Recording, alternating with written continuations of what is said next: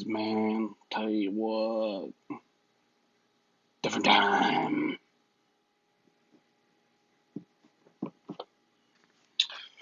That little bit was from the Decline of Western Civilization. It was a documentary that came out in 1979, 1980, whatever. The reason why I clipped that was because the film I'm working on, The Reds and Scum Ave, kind of has that same vibe that like punk rock, degenerates, filth on the streets kind of shit. Everything that I love, really. Um, the filmmaker of that was Penelope Spheeris. She went on to go do Wayne's World, which is like, I guess I could see the relations. But she also went on to do two more of those documentaries, same name. The first one, which you just saw, had to do with LA 80s punk rock. The second one had to do with like late 80s glam rock, or glam metal, whatever. And then third one had to do with like grunge punk, more slum punk. I saw one and three. I'm not really into glam metal, but I'll probably give it a watch. But I didn't know she did other narrative stuff. Like a lot of her early stuff had to do with kind of the same thing I'm working on. Punk rock, the Outcasts, the Degenerates. And she did a film called The Boys Next Door, which is a movie I'm gonna be watching. Suburbia, which is another film about punk rock. But I didn't know she did any of these. So I'm really interested to check that out because it's very related uh, subject matters. And I was, oh shit. So I got some homework to do on that. Um, but yeah, so I just wanted to share like, uh, my brain's scattered today. I wanted to share like the direction I'm going in with this film, um, kind of inspirations and that kind of thing. So she's the current filmmaker I'm going to be watching and studying to see how she tackled it. Um, to Reds, a lot of changes has come. I was um I was working on the second draft, and I don't have anything printed out because honestly, that's not my workflow. I only printed it out for the last video. Other than like a few one-liners, I really didn't go into depth what the film's about. But the main film was about, or the main idea was about um, three, these three losers type kids that want to be these punk rockers in an age where that kind of punk, I mean, I don't really see that much.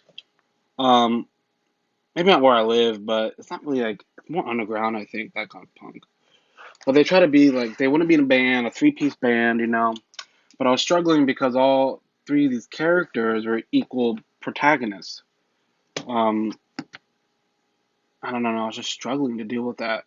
How to have each character have their own, like, story, That way when they're together, it's not a boring film with passive characters.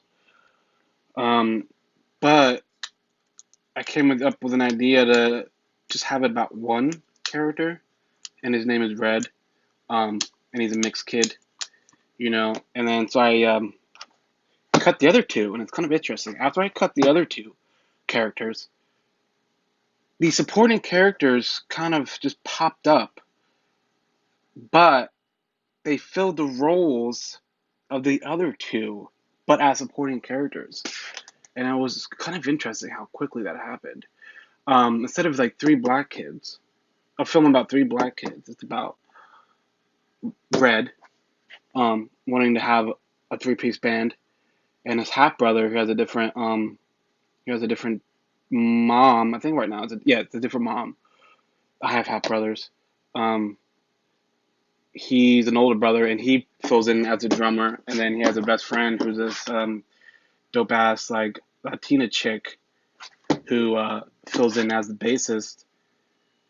but they're still, that's still these lost kids, man.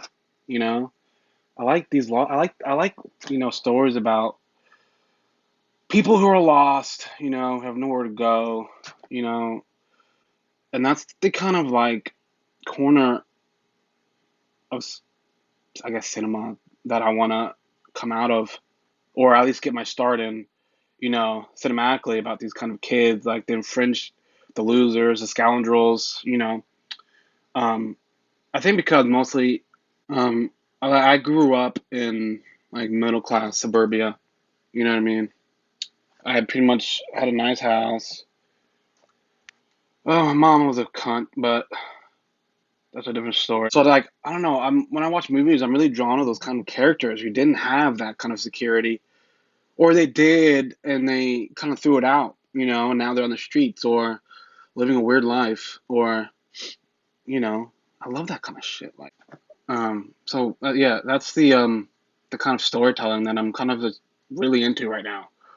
I have like genre pieces that eventually, hopefully, I can do more serious storytelling. Well, more straight-laced storytelling. I have a lot of like, a lot of those. But like right now, I just feel confident to really get my feet in these kind of stories about these lost kids, you know, or lost kids because they're all pretty much young. All the stories I'm doing right now have to do with like these young kids, like super early 20s, like teens. Um, there's people who have no idea where they're going in life.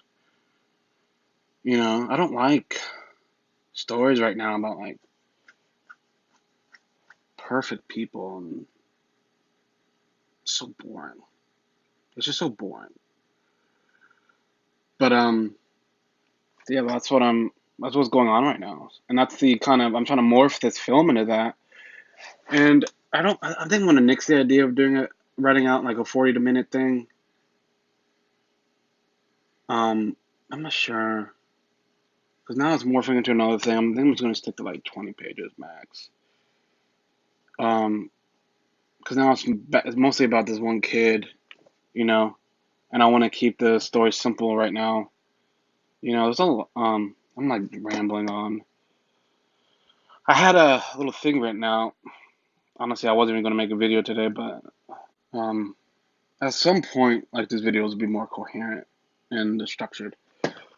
But another thing I wanted to talk about was like a film movement that's really I don't know why it's inspired me so much, or it's influencing me a lot, because like the filmmakers that came out of that movement really didn't go anywhere cinematically, really. They became like photographers later in life. But it's cinema of transgression, and the no wave, which is these film movements. Well, no wave predated cinema of transgression, but it's basically the same shit. It came out in the late '80s of New York, and it had these filmmakers who just didn't give a shit, who weren't making perfect films. They were making horrible films. Not horrible, and like maybe they were horrible films, but just the subject matter was horrible. It was lewd, sexy as fuck, gory as fuck. I don't know. I just like that kind of filmmaking where they just don't give a shit.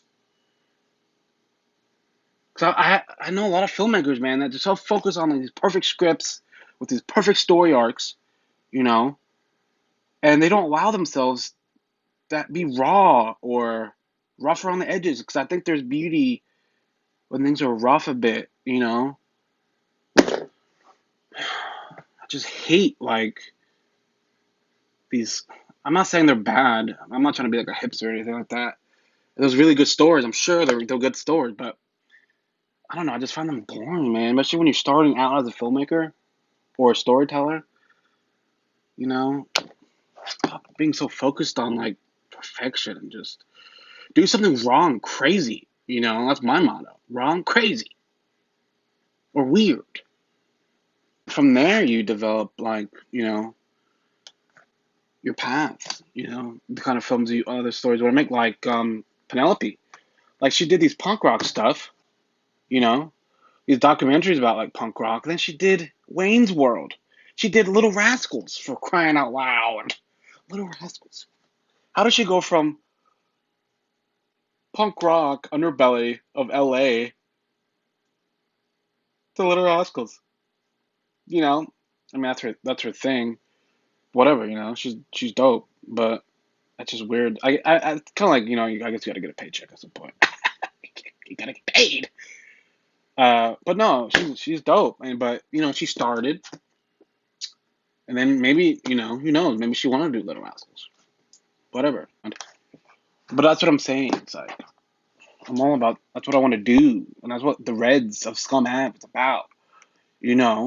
These lost kids who they suck at being musicians. They don't barely even know how to play, but they want to be in a punk band, bro. And they live in a shitty neighborhood, and they're poor as fuck. You know, everything's secondhand. They wear secondhand clothes, and they're just fucking, the rock stars, man. In their own world, they're rock stars anyway. So that's where I'm going with Reds. And definitely check out those films if I don't know if you guys watch. I'm hoping check out these films, Suburbia. Be on this road with me. That'd be kind of dope, dude. You know, those are the kind of films I'm gonna be watching. I need to watch Suburbia and The Boys Next Door, and I'm gonna be revisiting some, Drugstore Cowboy. Um, Permanent Vacation's another one. 'Cause that's a film about just kid walking around New York for crying out loud. Check out No Wave. Film Movements from New York. That's a good one. And Cinema Transgression is the same crap. It's just, bookends that era. And fun fact, Steve Buscemi came out of No Wave Cinema as an actor. Isn't that crazy? He's like the only one of note that came out of that movement. Um, he used to live in New York, I guess, and was friends with all those filmmakers, but whatever. So yeah, check out that stuff. Check out those films. Watch those documentaries. Decline of Western Civilization. There's three of them. Those are really good. Peace out. So yeah. That's stupid punk rock. I just think of it as rock and roll because that's what it is. What do you like about it? Well, I like that it's something new and it's just reviving the old rock and roll, and it's raw again and it's for real and it's fun and